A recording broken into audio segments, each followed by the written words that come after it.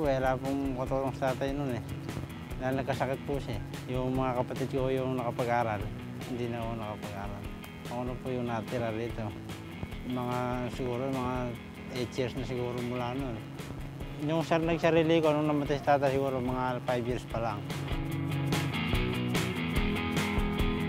Pagkaka maraming tanim saka natatapat sa mahal yung malaking kita.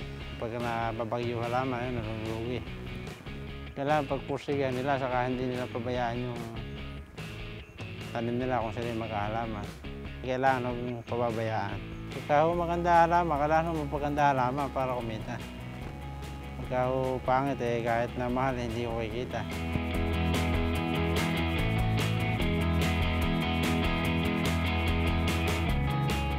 Ako bumibili na punla sa East West.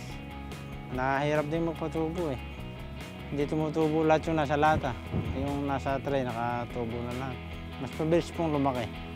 Saka hindi na po nabubulok yung buto pagka nag-uulan. Buhay na agad.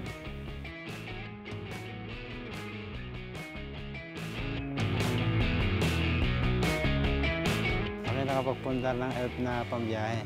Ako nagdadala sa Cloverleaf Market, Balintawak. Mas may naman kung may pambiyahe, saka kung may pwesto. Kung may pwesto ka sa palengke.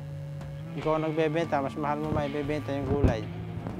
Saka ala ka ng magagastos na nababawasan pa sa mga biyahe. Sarili mo na. Ala hong pagsisisi. Kahit na hindi po nakapag-aral yung iba katapat din ako nag-aral May pag-asa pa. Magsikap lang sila.